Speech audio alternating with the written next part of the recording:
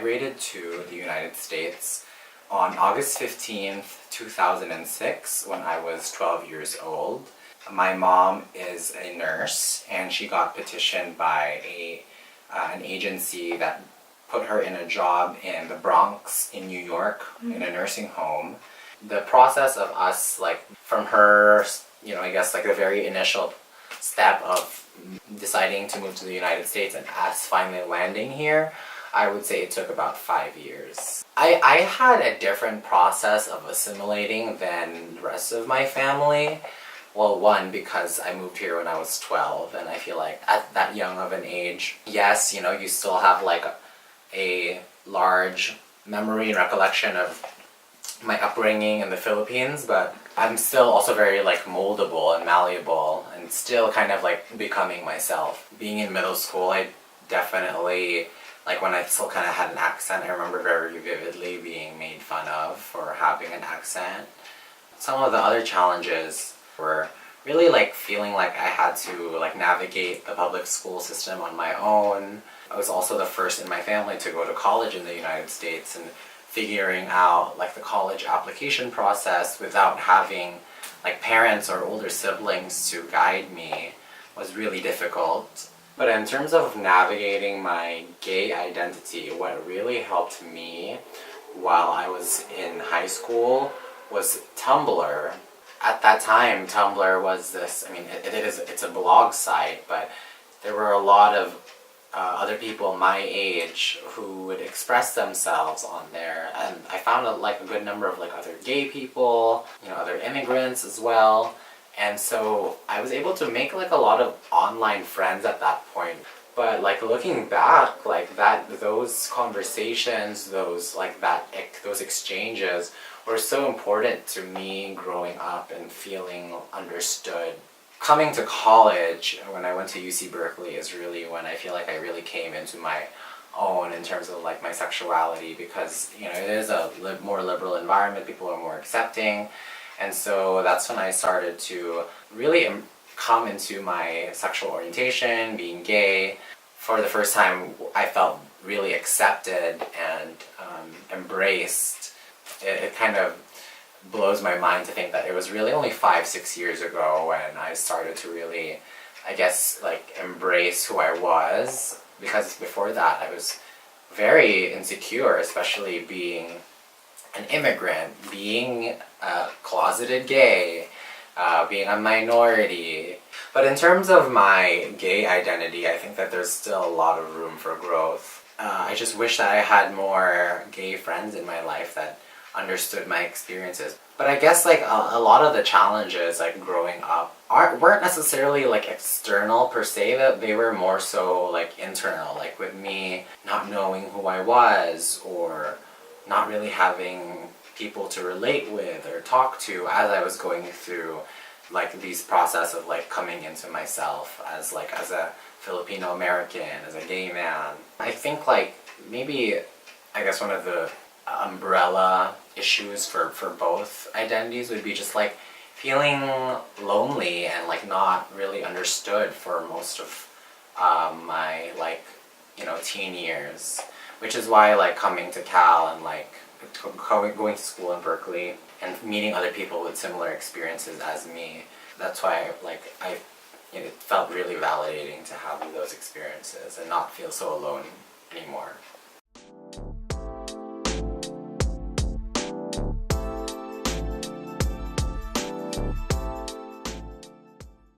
The first time I kind of came to terms with my undocumented identity right around high school.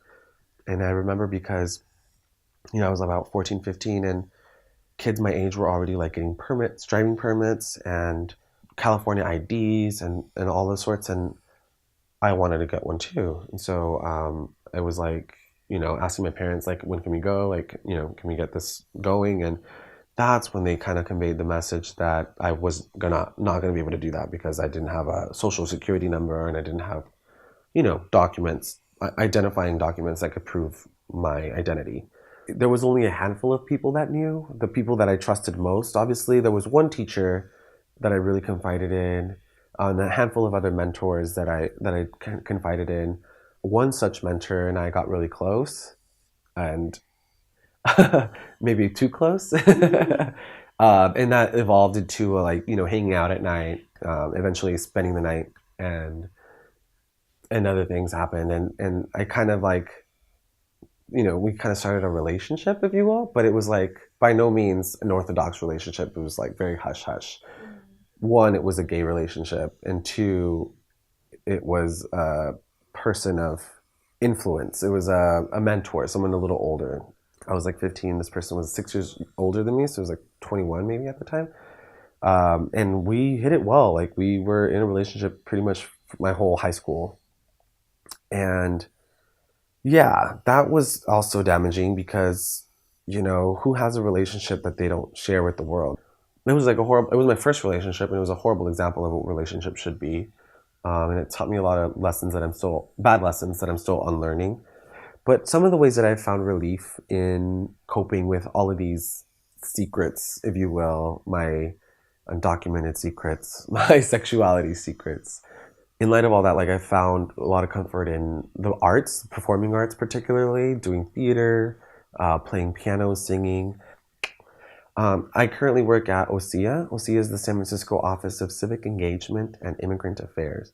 And they sponsor a fellowship where each year they recruit about 17 or 18 youth. And so it's people that are in that dream category where you're like a youth going to school, trying to better yourself, but the government continues to deny you services.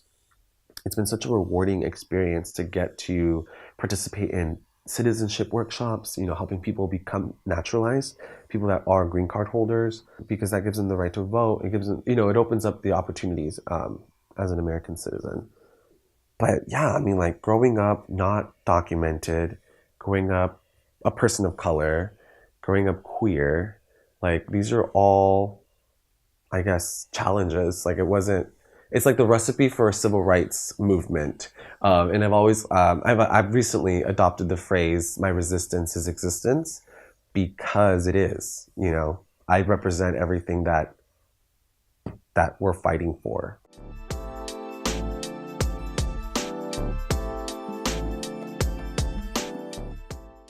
Well, everything happened when I was basically around 9 years old, when there was a huge house fire in Vietnam. From that house fire, I was burned really bad. So I was burned, as long as I remember, it's about 3rd-degree burns.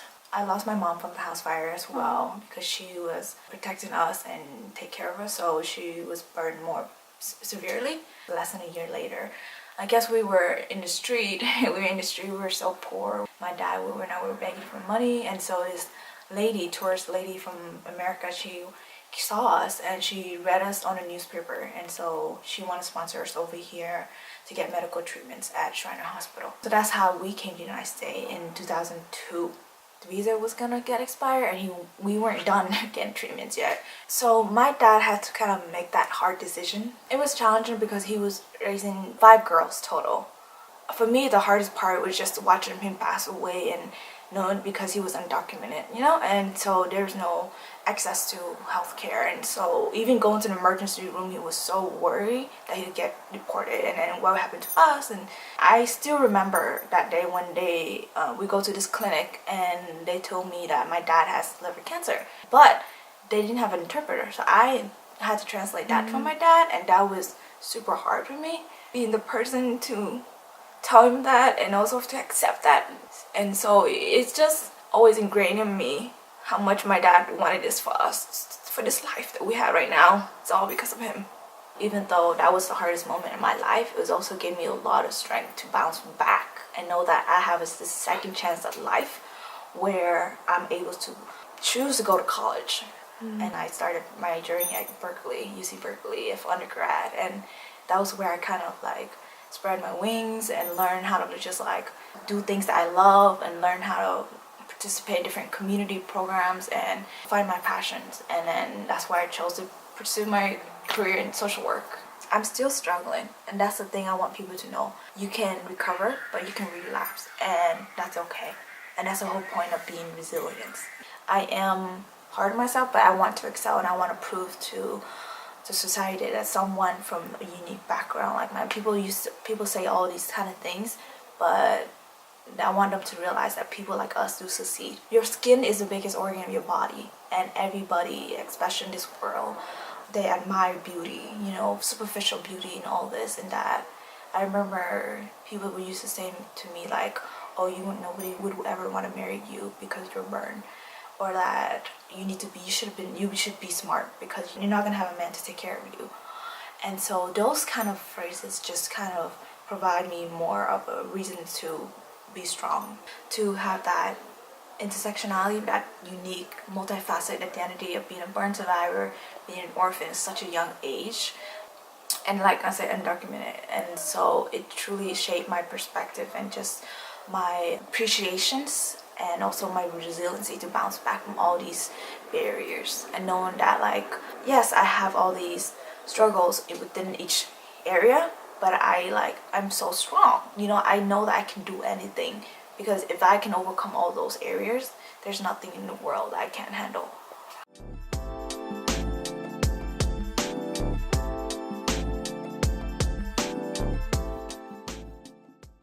I came to USA since 2002. I don't remember exactly.